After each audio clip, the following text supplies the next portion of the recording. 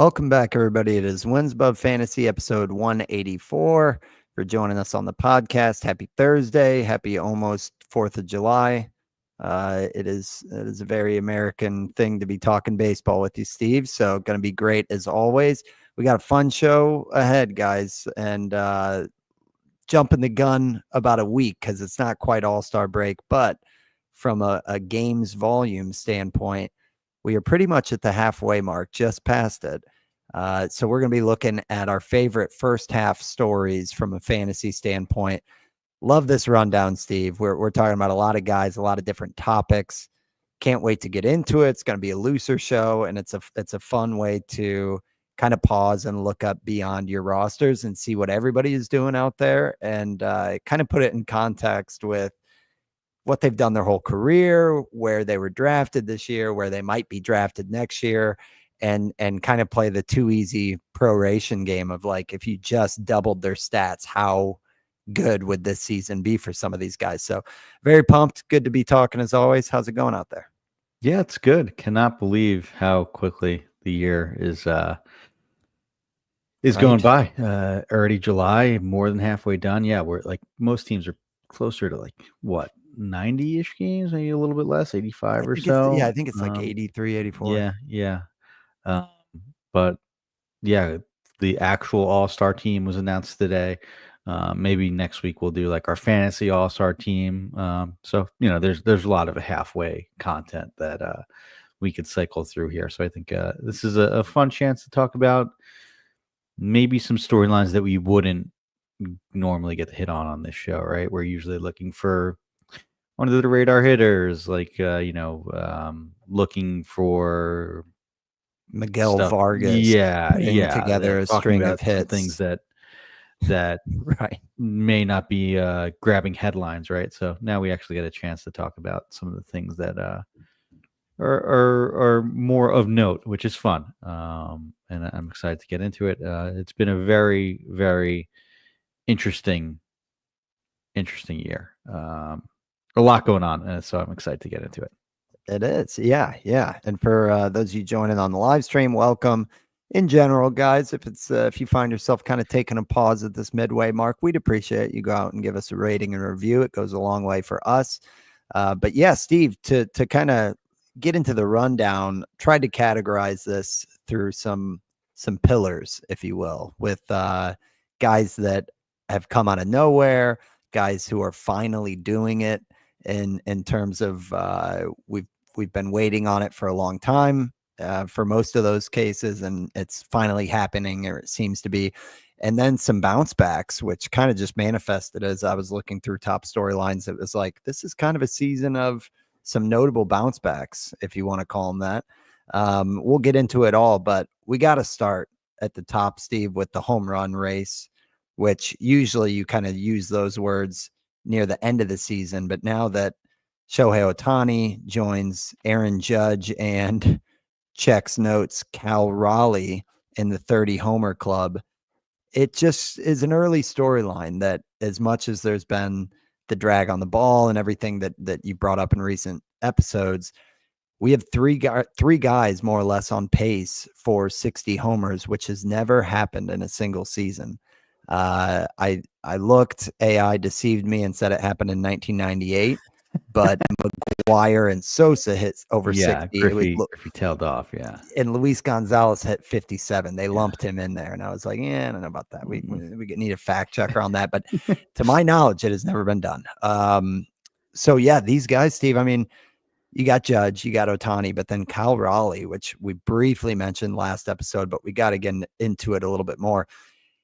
He's sitting at 33 bombs with 71 RBIs. Like, if you just, again, like, well, you'll get blue in the face by the end of the show how often I'm going to be doubling these numbers, but is he seriously on pace for 65 homers and 130 plus RBIs? That is nuts from Cal Raleigh. And I pose the question, what's crazier, the home run total at this point in the season, or the fact that he's hitting 272? Because I also did not have that on my bingo card. So I want to hear you talk about Raleigh a little bit, and then we can throw in stuff on Ohtani and Judge. Those guys are pretty good too. I don't think that's the craziest stat in his stat line, either of those. The Oh, what 33 homers do you for got? the average. 9 stolen bases? Oh my gosh, you're right. You're right. This guy's on pace for a 60-20 season, actually. Yeah, but Yeah, and I don't know, maybe I should be enjoying this more. Riley now has 3 home run seasons in a row. Has kept that strikeout rate like manageable even in the years past, right? It's been at 28%, it's not like the 35 or 33% or something that you see from a high strikeout, high power hitter. And there's been improvements across the board basically every single year as far as hard hit, barrel.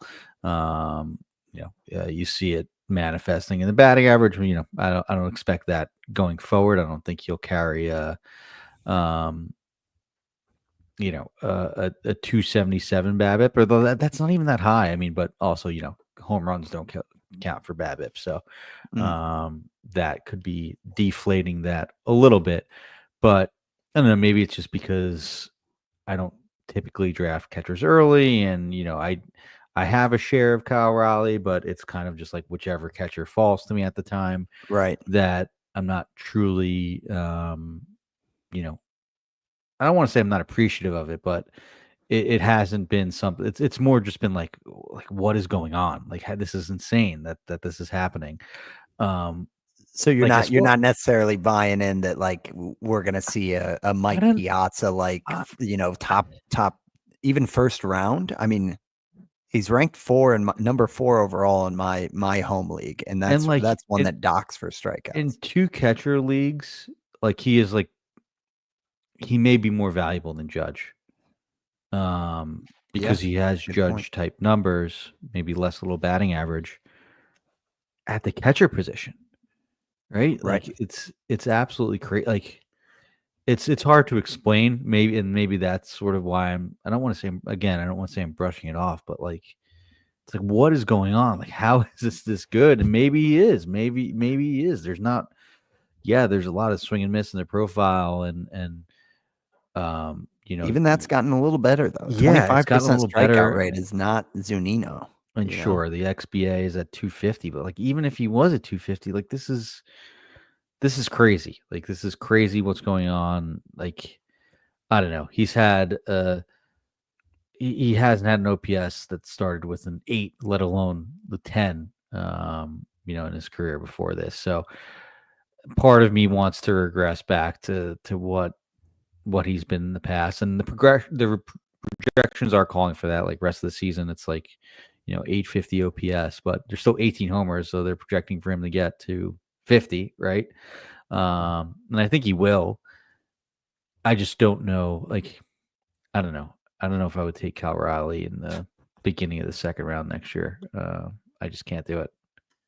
Yeah, it's a leap of faith. I mean, if you want to get into the numbers a little bit, like his pull air rate is markedly higher than it's ever been. Yeah. And if you're looking at like year over year changes, the biggest thing that I can see is that because he's always crushed sliders, he struggled with curveballs. This year, I mean, obviously he's crushing every pitch Mm-hmm. type, but curveball has gone up big time. Fastball is the pitch group that's been maybe the biggest jump. That a slug last year of 441, 705 slug against fastballs this year. So kind of curious if like the bat speed, like knowing that the fastball, yeah, so the bat speed went from 74.5 up like a half a tick. So Yeah. not nothing, but just age 28 is the other thing. I mean, that's a little bit more reason to be excited that like this could be who he is. I mean, not this level, but more than the past couple years. Like he's entering that power peak. It's not like he's like doing this at,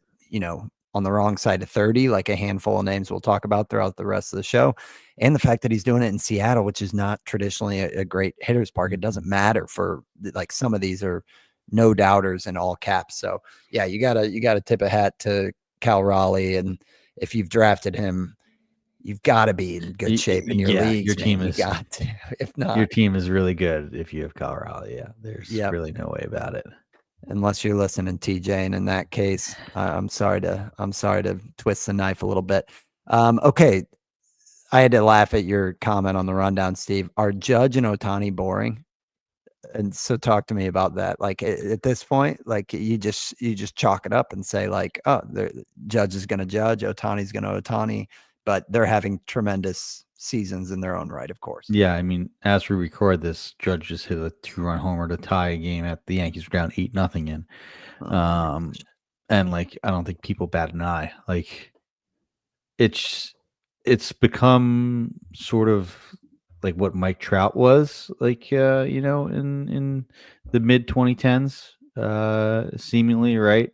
I mean, this Where it is was insane. A like 361 batting average right now for Judge. I didn't even realize it was that high. That's nuts. yeah, like Ohtani like went like, a week and a half without a homer, and it was like what's going on? And now he hit like 2 in 2 days and has 30 again and is in the lead, right there for the lead, right? It's like they should win MVP. And I could see Raleigh winning it because he's a catcher and because Judge has so many. I don't know if there's a clear case for anyone in the NL that would take Ohtani.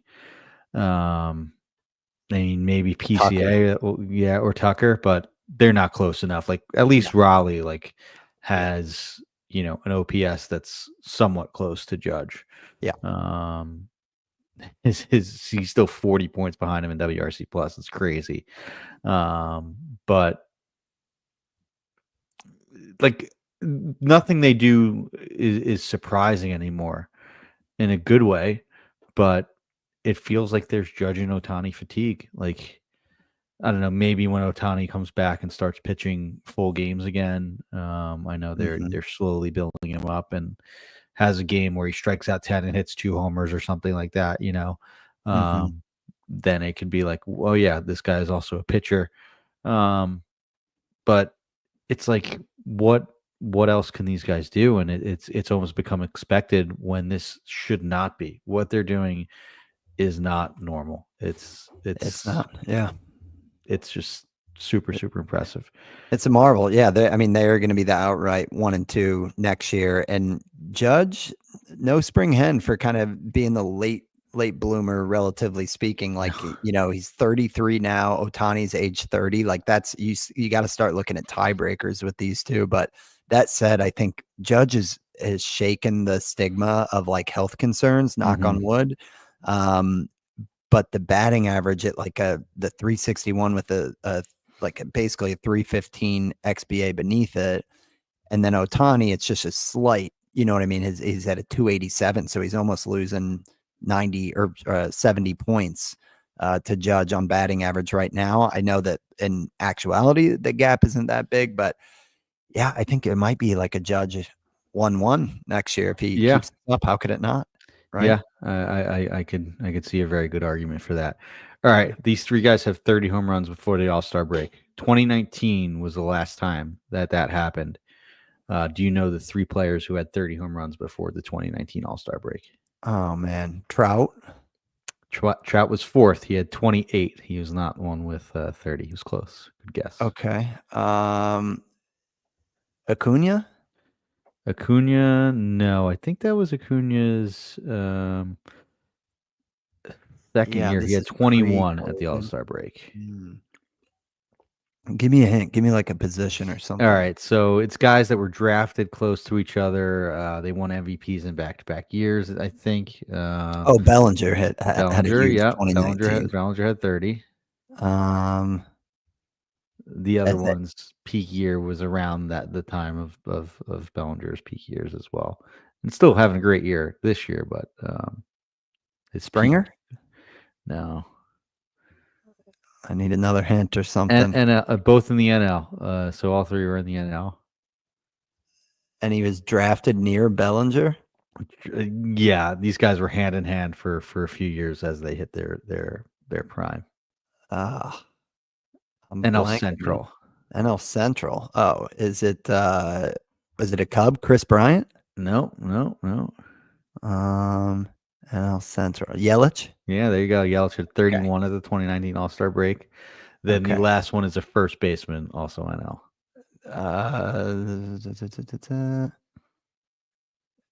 Wouldn't have been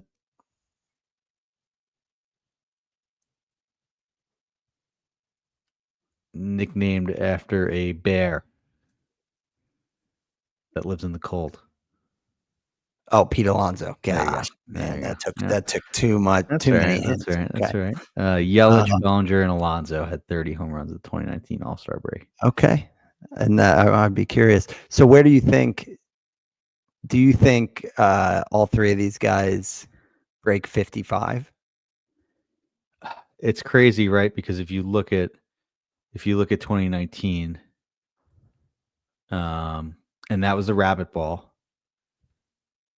Alonso finished with 53, Yelich 44, and Bellinger finished with 47. So only one broke 50. Wow. That said, this feels different though. this feels Ohtani different. feels Yeah. different. Yeah. And Raleigh, Ohtani and Judge could hit 20 in, seemingly 5 weeks, right? Yeah. 6 weeks. No, I love it. So, Well, we got to yeah. keep it moving just because we got so many other ones to talk about. But great storyline to keep an eye on the rest of the way. Steve, you mentioned PCA and just the run that the Cubs have been on. I hate to say it, has been one of the stories. Like you look at some of the top performers, and even like say a Suzuki. We'll talk about Tucker, but Pete Crow-Armstrong has been probably the quote unquote out of nowhere guy. Now, granted, he was probably going in like the 10th round in a lot of leagues in draft season, but I don't think anybody expected him to be putting in like a top 15 type of performance. 267 batting average is maybe the only thing that's, par or subpar. 838 OPS, 21 homers, 26 steals. And then I can't get over the 60 runs, 63 RBI. Like that part is what makes me think, like, is this kind of prime Charlie Blackmon where it's power, speed in spades, and then when you get to the counting stats, it's kind of that like that year Bo Bichette had or Trey Turner had where you're like, oh, they're just gonna like cruise to 120 runs. So yeah, PCA at age 23 is probably one that's going to be going late first round, early second round, probably more second round. I feel like the first round's so jam packed, but yeah, thoughts on what we're seeing here, and do you buy this level of breakout? Because I feel like he's not as bright red on all of his underlying sliders and everything, but you have to acknowledge that this is like an all-star breakout.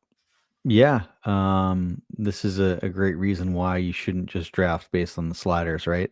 There was a lot of holes to poke in even what was a really good second half for Pete Crow-Armstrong last year, and an intriguing power, speed, floor, right? He doesn't hit the ball that hard. There's a lot of swing and miss in the game. He didn't barrel the ball much last year. This year, a lot of those things are still true. Yeah, he's hitting the ball harder. He's barreling more, and at a really good level that makes you sort of believe in at least maybe not the 40 homer pace that he's on, but a guy that can get to the upper 20s, lower 30s consistently. And he is just 23 years old. So it's I would think that he's, even if his season ended today, he's a lock for the second round, especially with how bad some of the second round picks have been. There's that round was like a landmine. If you go through the list, I did see a tweet recently just talking about all the names in the second round that have been, there's basically been like Crochet and like two or three others that Trey like Turner, Trey Turner, yeah. Yeah. And then the rest have been hurt, up and down, or disappointing. So there's room to get into that area, right? And I definitely think he will. I'm sort of been waiting for the other shoe to drop just because he's been on fire for so long. Same. I do think that there may be stretches like last year to start, but I don't know. Maybe he'll continue to prove me wrong, and just go on and have this trajectory, right, of being this power speed threat that is what you want from most first rounders, right? Mhm. The production at least is there. Whether you can project that going forward is the question. But it's absolutely incredible what Pete Crow-Armstrong's been doing so far this year. Yeah, I think tangibly, the like when you see the hard hit rate is low, he has like an elite pull air rate. So that's always kind of the first, double check thing where it's like, oh, are they getting the most? And if you look at his spray chart on his home runs, like a lot of them are that hard pull to the first base foul pull. And Like yeah, with pull air, and this is similar with Riley too. Like when guys are pulling the ball hard in the air, I wonder if that's more of a descriptive stat than it is predictive. And by that I mean, and similar to how, like, with the new metrics on Savant, like the squared mhm. up percentage for the swing tracking, right? Not the squared up angle percentage, right? The swing tracking, it's like, okay, guys that are squaring up the ball, their timing's on, they're getting the most out of their barrels, right? Like they're doing things well, and like the results are there. Of course, Raleigh and Pico Armstrong are pulling the most fly balls because they're hitting a ton of homers and like getting the most out of their barrels, and like they're clearly in the zone, so their timing is right when they're hitting the ball as hard as they can. Like I'm wondering if this is just sort of like, yeah, when guys are on heaters, they're pulling the ball in the air, they're squaring the ball up, they're hitting it at the ideal attack angle. Is what I was thinking of as in the swing metrics. It's fair. I mean, So it's fair, but not there's I'm not enough. poo pooing it, but it's just I mean, like, okay, these guys are there's going enough. well. There's enough other things though, like his ground ball rate has dropped Yep. from 42% last year to 31% this year. And I feel like where you hear hitters talk about like how he's been trying to pull the ball more. Hmm. I know what Sure. you're saying that the pull air will be if you're barreling it and hit. So I think that maybe it's a good call that to even just look at their pull percentage in general, which is only up 4% versus his pull air, which is up like 8%. Like there's probably a little bit of both that are true. That Yeah, it's a response to him being red hot, but also when the fly ball rate is up, when the pull rate is up, like good things will happen if you have a definitely. 13% barrel rate. So I think we're seeing that. But I think you're probably spot on that like what we can expect going forward is not a 20-50 guy or I mean, I'm sorry, a 40-50 guy, but high 20s um is at least what I will be kind of pegging him for in drafts next year, just because it's kind of an unconventional profile. We've seen this type be inconsistent year over year with the pop. You know what I mean? Like I don't know, Simeon or some of those, but I think it is real enough to where second round isn't Yeah. unfair, right? Hmm. Hmm. Yeah, Well, absolutely. quick note, another coming out of nowhere one. Had to throw a shout to Jacob Wilson. I know it's not nearly as exciting, but the fact that this dude has a 339 batting average, 9 homers, 5 steals is enough to kind of take him beyond that Luis Arias range and some decent counting stats. He'll be lucky to hit 100 in either runs or RBIs. And I know he's got a little hamstring thing right now, but wanted to shout out Jacob Wilson. And then if you want to add another one on there, Steve, before we Yeah, jump topics. I think James Wood is worth, Oh, out of all these guys, I yeah. believe, like, even like Raleigh, like I believe in Wood the most. I got to eat Maybe it, crow on that one too. Cause yeah, remember, I was like Langford and Wood. I just don't know that I'm that in. And now yeah, Wood is just looking like a legit fantasy stud. yeah, and maybe I'm a sucker for, the bat speed and hard hit data and barrel, and but he's a guy that doesn't chase, like, walks well, does have some swing and miss, but again, a K rate that you can live with, and a K rate that's been improving, um, from year to year, right? Um, like his first 162 games in the season, I think he just in his career, like I think he just hit that mark. It's absolutely insane.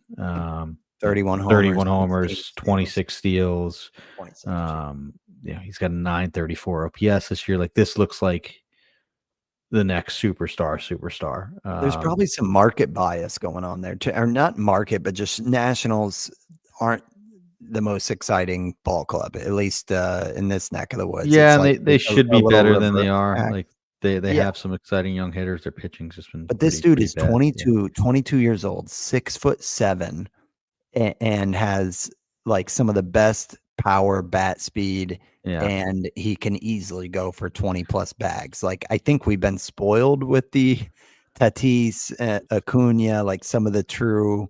Even I Power feel like speed even combo O'Neal guys, yeah. Cruz had a little bit more like buzz just with some of the, hardest hit ball and Yeah. Statcast history and stuff. Like James Wood is, he's built in a lab, and I think him doing this now, does he eclipse? Okay, PCA or James Wood in terms of draft order, if you had to guess next year, because I think that For there's gonna be me, similar hype for I both. would go Wood. I don't know if that's what the market would be. Yeah. Oh man, that's an interesting one. They definitely seem like they're the exciting, like early second round guys that could creep up, because who wouldn't want, someone on the ascent in their career. So yeah, that's a great one to add. Speaking of ad, we're going to take our first break. After this, we're getting to the finally doing it list. So stay tuned. We'll be right back after this. Okay. So Steve, just nonstop talking about Cubs over here. Not my favorite segues, but Kyle Tucker is a guy that I have. I feel like we've both been in on Tucker, which hasn't been hard to do. He's been like the metronome 30-30, 275 guy. But I know I had as one of my bold predictions a couple years back that it was the year that Kyle Tucker goes 1-1 overall in terms of fantasy value and puts it all together. And I feel like this is the year where maybe he won't because of Judge and Ohtani, which is like the cheat code, but he is finally putting it all together for what looks like a career year. 290 average. That 290 is the second highest average of his career. 17 homers. He's never beat 30. And so he's on pace for eclipsing that watermark. 20 steals. He has never stolen more than 30 either. So he's 30 homer, 30 steal is the career high. And this year he's on pace for somewhere in the ballpark of like a 34, 40, somewhere in that range. And then 61 runs. So he's also on pace to go well over the 100 mark, 52 RBIs as well. So Tucker, it's all happening. I know the Astros had, kind of yanked him around in the batting lineup for several years, but the Cubs, everything seems to be clicking. And yeah, like Tucker was almost getting boring in that like 6 to 9, like first round ADP. And if he keeps this up, do we think he moves a step up into that like top 3 or 4? Talk about Tucker and what you're thinking about this one. I think so. I think it's encouraging because it looked like this was happening last year, and then that freak shin injury that like Right. he was labeled like day to day at first, right? Remember, then missed a few months. Ugh. Like maybe from the middle of June or late June on last year, which was pretty devastating because he was on pace to at least have the best power season of his career. Yeah.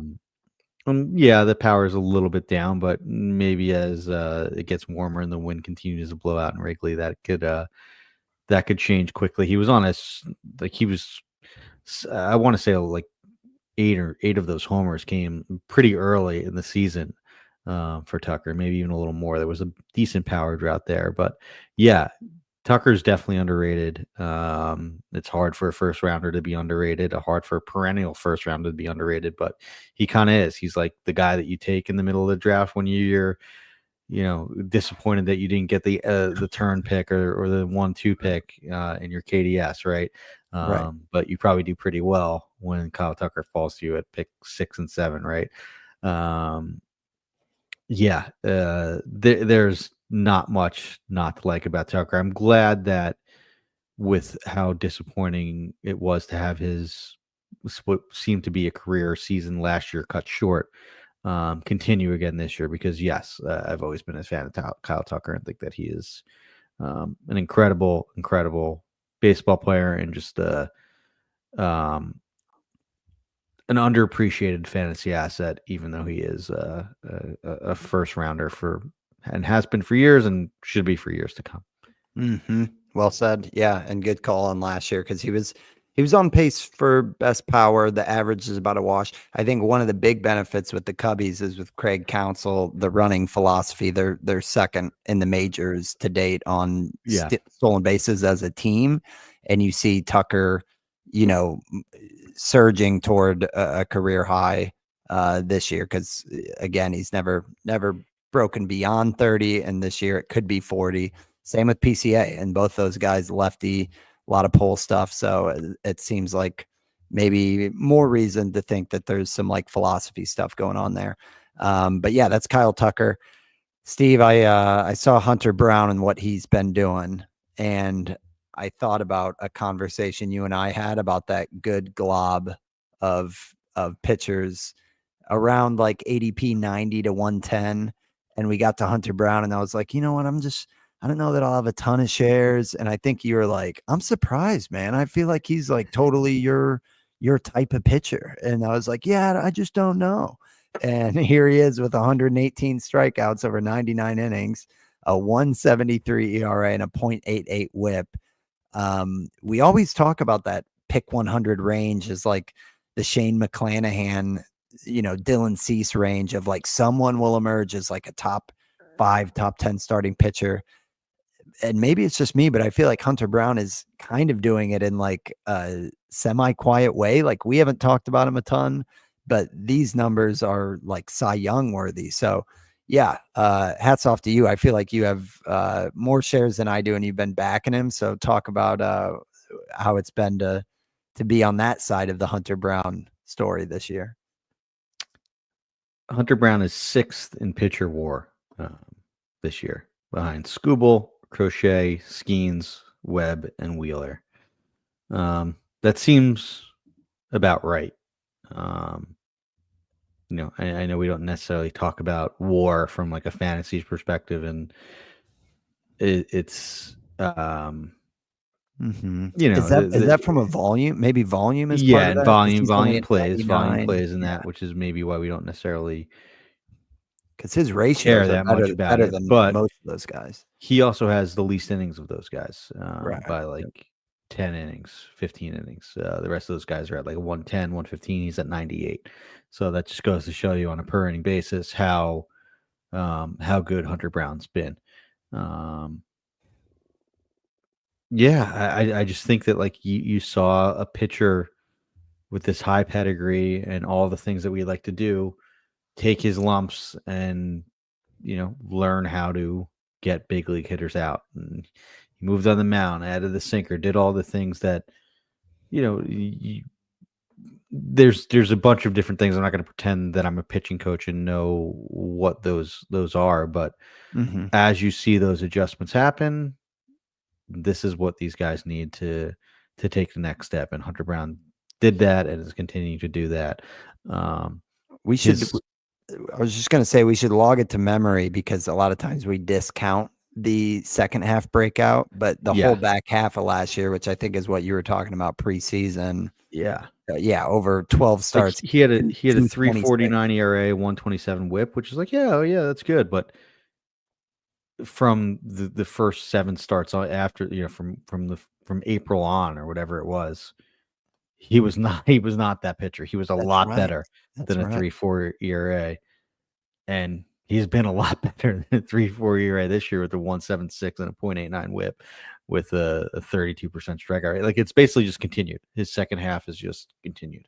And good point that it was. I mean, last April he had an 11.84 ERA. From then on in, it was like mid threes to sub 2, like every single month. So yeah, Hunter Brown just aged 26. I think he's kind of making a case that he is next up when we're gonna see a little bit of a changing of the guard with pitching in the not distant future. Like, some of the names that are up there are starting to get some grays on the chin and everything. So I think it's been cool to see Hunter Brown do it. Did I say Hunter Greene? Because he's also probably in the next up category. But yeah, keeping it moving on these guys. Again, that he's finally doing it. More of a joke in here that I put Junior Caminero, Steve, because I was getting impatient with him for like one show 5 shows ago, and you're like, it's also early, and then he's rattled off a ton. I think it's like 10 homers in the past 5 weeks or something. So now he's on pace for 40 homers, which even if he ends up at like 35. He was a name that I was on the show saying the most exciting hitter in the top 100 just because of all the buzz and yeah, now he's doing it, and it feels like as someone who rosters him, I get extra pumped when I see it's a Caminero homer because it's like you're kind of learning the ceiling in real time, which is awesome. And it's also true of Riley Greene, who is yours on all preseason, and he is one that we were like, is he mid-20s power? Is he high 20s power? He's also on pace to go high 30s on homers. So I think Caminero and Riley Greene have been fun to watch as, again, kind of that next up for premier bats, power bats. So yeah, I don't know if you want to hit on either one of those guys, but it's been cool watching the youngsters kind of take center stage. Yeah, I think Greene hit 2 more homers today in the first game, so he's at 21. They're both 3-run homers. So Greene has been absolutely incredible. Like he's what if as far as OPS overall, he's not far behind behind the leaders. Yeah, he is 15th. Right behind your boy Eugenio Suarez. Oh yeah, there we go. Hey, well, I followed your path. I got him in TGFBI and Raz Slam because I was buying in after you got me sold on the Nick Pollock story of just like how pitchers hate facing Riley Greene pretty much with their approach. So we're seeing why now, which is awesome. It's crazy that he has a 29% strikeout rate. And it's always been high, but it's you wouldn't have thought that it would go up after he made improvements in swing strike and like chipped away at cutting down the strikeout rate over the year. But hey, you'll absolutely take the trade off. It might be intentional too. There's for sure somebody for else sure. We're going to talk about made that conscious choice, but yeah, really cool to see Greene and Caminero doing it. The other one, Steve, that we haven't talked about a ton, this one fits the category. Jo Adell, finally, is he doing it, or is it a flash in the pan? But 18 homers is a pretty good sample size, and there's some reasons to believe. So the 15.5% barrel rate, 90th percentile, that's the highest barrel rate of his career. It's also the lowest swing and miss rate of his career.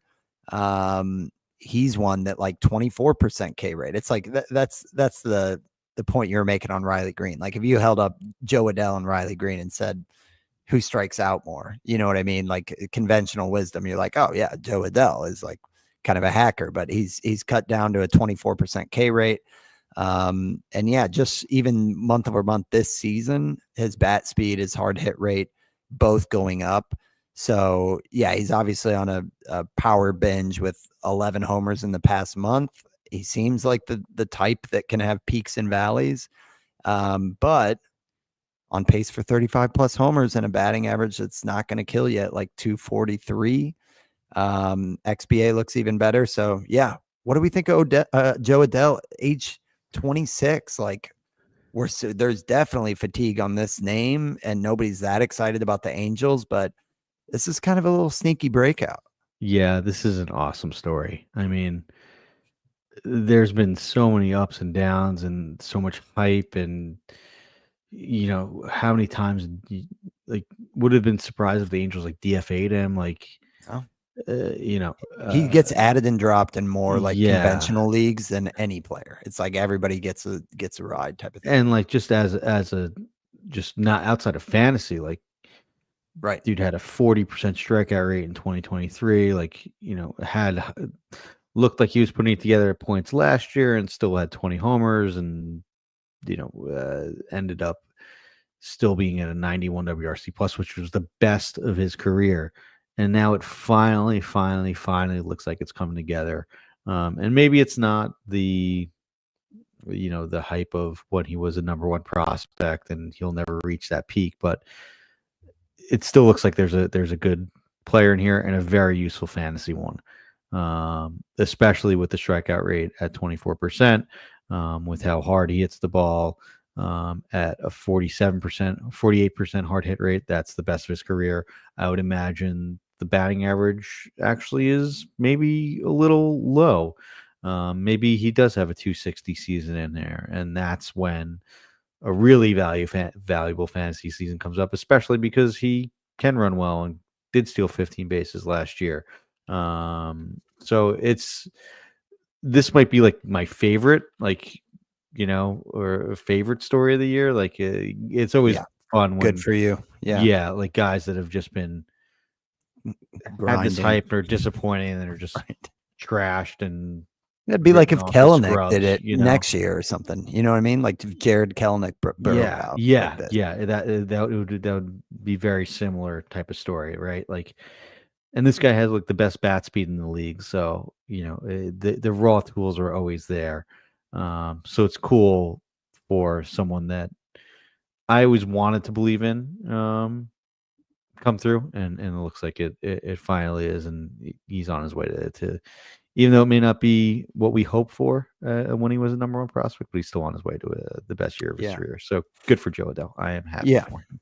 It's also interesting too that like throughout his entire career, he has kind of struggled from an average standpoint against right-handed hitters. He's a righty, but then he's gotten a lot of pop against right-handed hitters or against right-handed pitching.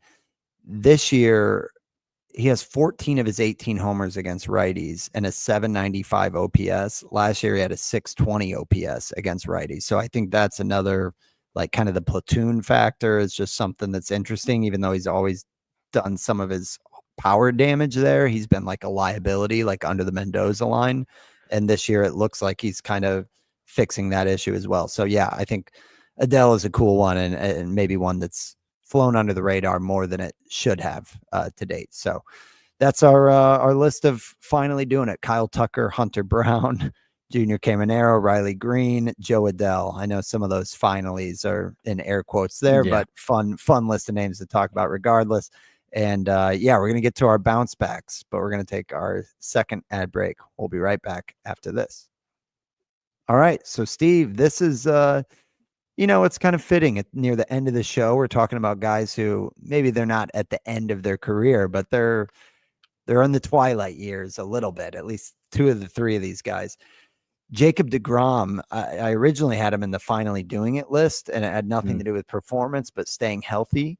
I joked here that I'm knocking on every wood surface in the house because I've got some deGrom, but it's just this deGrom is a walking air quotes thing here because I wanted to say he's looked normal or human, but he also has a 2.13 ERA and a 0.89 whip. It's also his air quote slowest four seam velocity since 2019, but it might be one of the only cases where we see a lower velocity and we're like, yes, like that's huge. So this deGrom banter and just watching him, and there were moments where you were kind of like, what, is deGrom just going to be like a middle of the road guy like early on in the season? And he's locked into where I think, in the past 7 or 8 starts, he's given up like 1, maybe 2 runs in every single outing. So yeah, now the fact that he's got under a strikeout per inning, granted it's 1 strikeout less than inning pitched, and he had that really weird outing where he had like 0 strikeouts or 1 strikeout or whatever it was. But age 37 for deGrom, which I had to kind of stop and feel old by saying deGrom is 37 years old. But what a Hall of Fame career he's had. And I love when these wily veteran pitchers, whether it's Wainwright or, whoever, like the Klubers of old, like Chris Sale, even a little bit, like when they have a prove it type of season when they just come out and dominate is in my opinion, like good old baseball that these guys still like know how to get outs as good as anybody in the world. So yeah, deGrom has been awesome to watch. I'm glad I kind of went away from my initial thing because you and I debated in like January when Nick Pollock had him super high on the list. And I was like, I can tell you, Steve, I'm not going to touch this one. And I ended up, leaping in there with my home league. So this one has been one of my favorite stories of the season. But yeah, talk to me about if you want to add anything on deGrom or not with this half he's put up. We will never know this, but I wonder like how conscious he is of his like velocity and what he's trying to do to try and get back to having a full season worth of workload, because he has not had a full season's worth of workload since that 2019 season. He had 3 straight years of 200 innings, and then it hadn't topped 100 until just now. His last start, he got to 100 innings, which 100 is crazy. pitches. I know that there was COVID in there, but absolutely insane. How long it's been, and that he's still this good. And yet it looks different than if you said Yes. deGrom's 100 innings are going to have 170 strikeouts and there's going to be IL stints. You know what I mean? That's almost kind of what you were buying like the last few years, right? It's like, yeah, whatever. If he gets 100 innings, he still could be the best pitcher. Right. Now it's like, okay, like maybe he can do this for a full season. It's interesting because the velocity, if you look at it month by month, it's gone from 96.8 in April up to 97.8 in July. I know that's just one July start, but still, it was 97.5 in June. So it's slowly ticking up, and I wonder if it's just like that's part of the plan of him slowly increasing the velocity as he gets more into the season, and his arm is more in,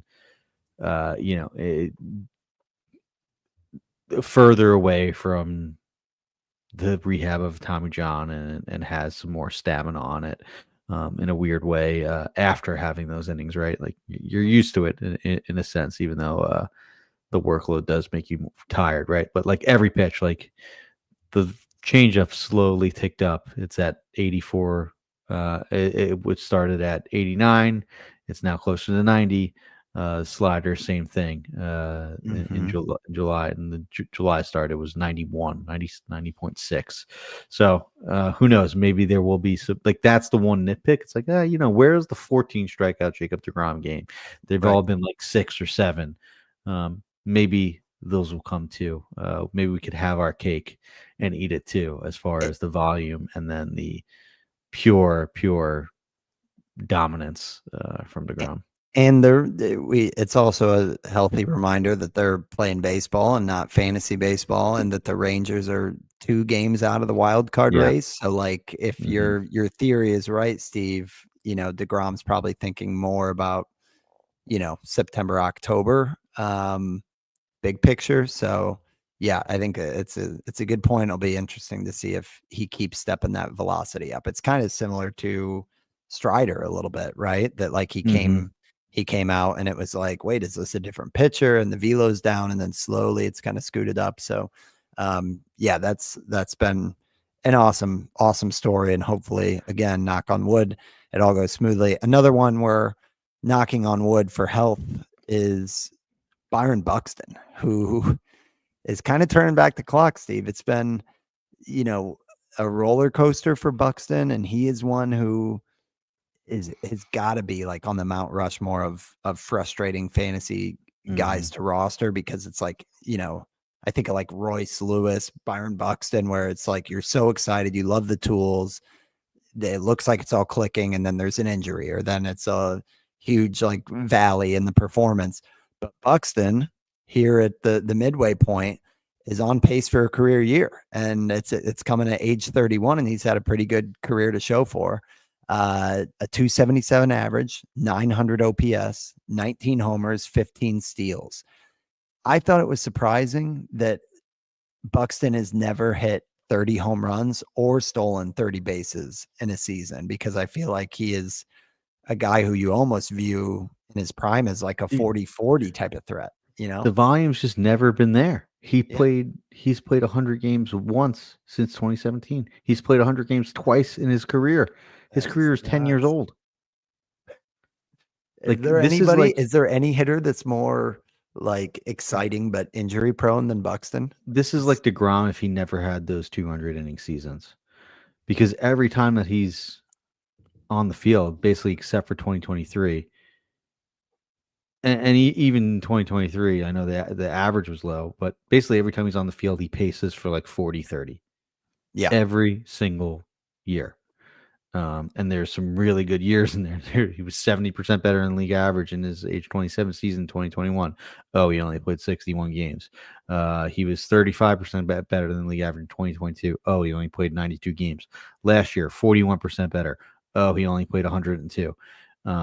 This year, it's on 47% better. He's healthy. He's pacing for 40-30. Like another guy that would just be, look, this is what happens in a healthy Byron Buxton season. So, really cool to see a guy that I've always been a fan of and always have had a bunch of shares. And maybe this year, honestly, I might have the least, unfortunately. Maybe this is the year that he finally does put it together and stay healthy in his age 31 season. Who would have thought that? But another guy that I look on fondly and find to be a great story of the first half, with how awesome Buxton has been. Good for him. Totally agree. And I feel like, granted, he's 31. Like, I'm not trying to, eulogize a guy who's 31 and on pace for 40-30, but there is a little nostalgia. Maybe it's because he's in this section, but Buxton feels like one that 10 years down the road, if we're playing the immaculate grid game, like he's just a classic name, man. Like the double B, he's so exciting, but he's like, I think he's frustrated every manager. For me, that 2017 year is when I took down my home league for the first time and I had him on the roster. So he's immortalized on my little like cutout framed photo in my room. So I'm always a fan of Buxton, and I'm with you. It's kind of the Joe Adell thing that it's like pending health for Buxton. It would be awesome to kind of give him his flowers for a full season, like career year, high watermarks on homer steals, all that stuff. Because he might not be too far away from needing to evolve into, like, you're not getting 35 steals when you're like at age 35. Typically. Yeah. So yeah, it's he's on the wrong side of 30, but this is he's still very, very capable of going off for a career year. I guess it begs the question, Steve, if he stays healthy, where do you put a Buxton in, like, what round of the draft next year? He would still be discounted just because of the injury history. I think he would, like, even like if he goes round 4 or 5, yeah, like that? yeah. Like, even if he does produce first round value, there's probably a 3 or 4 round discount, just based on the game track record. Yep. Well, we were talking about when Buxton hits 35, George Springer is age 35, and he is on pace for his best fantasy season since 2019. And this is one that we talked about 5 weeks ago, Steve. We loved him last year, right? Yeah, and we did last year as well. Yeah, and I actually had a lot of Springer this year. I can't take the victory lap that I saw this coming, but I liked him as my kind of Raz Slam or best ball, like, volume guy. Yeah, I loved him as that last year. Yeah, he just is a good kind of filler for outfield. You're going to get some volume, but this year he's taken a much different approach. And this was what I was talking about with Riley Greene a little bit, that he's on the record talking early in the season, like I think it was April, about how he was going to his A swing more often, meaning he's going to trade off some swings and misses, but stop trying to do some slap hits and just try to crush the ball. And what we've seen is his bat speed skyrocket. And that was what made us talk about him in that end of May, early June episode, where he was pretty available in kind of shallower 12-team leagues. And yeah, now we're looking at his midseason line at 271 average, 852 OPS, 13 homers, 9 steals, and about 50 runs and RBIs. So he's not maybe the superstar that some of the other names that we've talked about are doing this year. But if Springer puts in a 25-15 year, that's like an OF2. So yeah, Springer, it begs the question again of like, do we think this is legit? Because I know some people got impatient and dropped him, and he hasn't been completely absent from being like a waiver option this year. So do you buy this as real, and what do we make of it? I mean, if you just look at just the line this year and forget what happened over the last few years and how old Springer is and the steady decline basically since he signed with the Blue Jays, yeah, there's not much to not like, right? Like a 44% hard hit percentage, a 15% barrel rate, a K rate under 20, a walk rate close to 13. Um, there's not much chase at all. It's like the best chase rate since 2019 when he had 39 homers and hit 292 and was like an MVP candidate. Again, I know caveat of rapid ball that year, but there's always been a lot to like with Springer, like rate essentially basically since he like cut the K rate down in the after the first few years in the season, after his like rookie year and first few years, he was a low swing and miss, good power, good contact, like 260, 30 homers, and then he was able to chip in steals back in the day, and he's actually become more of a runner in recent years, right? Like it's been 14, 20, even the 16 last year, just one caught steal. I know the steal rule have changed, and he's clearly a very good base runner to take advantage of that. He's been caught 0 times in 9 attempts this year. So, yeah, like I don't see what's to say, hey, yeah, this is just a flash of the pan, George Springer's just hot. Like, no, this is like some of the best underlying metrics of his career. Best hard hit rate of his career. That's crazy. Second best barrel rate. He's doing something right. Well, and that's like the max EV is nowhere close to the best of his career. So that kind of supports the narrative, though, that he's just putting his A swing out there on a regular basis. He's 35 now, so right, his best A swing now isn't going to be what it was when he was 27 and had a 116 max EV, right? Yeah, okay, it's 112, but he's sort of pairing the best swing decisions and best hard hit rate in a while, the swing decisions that come with being an age 35 veteran in his 11th season, with some, who knows, maybe there was some bat speed training, right? I wonder what his bats did you say what his bat speed was as compared to last year, right? I believe it's the high, far and away the highest. That's what he talked about. So last year, 73 this year. Last year it was 71. It was 52 percentile last year, and it's up to 68th percentile. So a good jump, especially considering that he's 35 years old. So yeah, I'm in on George Springer. This is awesome. I was hoping for this, like, or at least 80% of this over the last few years, just because there was so much to like about George Springer's game. Even last year, right? I mean, it was 19 homers, 16 steals. That didn't kill you. It was a pretty bad triple slash with the 674 OPS, but you kind of just viewed him as cheap. He can help in a variety of categories. He's not a 0 on power or speed, but this has been more than anybody signed up for, and he's going to make for an interesting, like, it's going to feel very vanilla in draft rooms if he keeps this up, just because, like, oh man, do I want to grab George Springer at 120 or whatever it is? But like, if all this stuff holds through the second year, I think you kind of have to say this is a different guy than the past 3 years, with an approach change to match and the numbers to back it up. So I think Springer is another cool one. And I feel like Springer, Buxton, and deGrom you got to be happy for these guys that are kind of bouncing back and doing it on the other side of 30. So yeah, great list.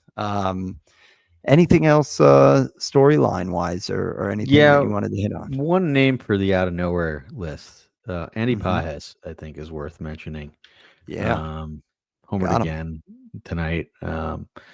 Just another like win for Dodger player development and just the organization that they run as far as like throwing like Dodgers. You think of it and oh yeah, they just sign everyone and throw all this money at everybody. But yeah, they also develop guys like Andy Pius and get the most out of Tommy Edman. But Pius looks like a really, really good, impressive young player that does a lot of things that we on this show like, as far as a strikeout rate below 20%. The Hmm. barrel rate may not be there, the hard hit rate may not be there, but it's translating into 16 home runs, and he's just 24 years old, so I wouldn't be surprised if there's some improvements in some of those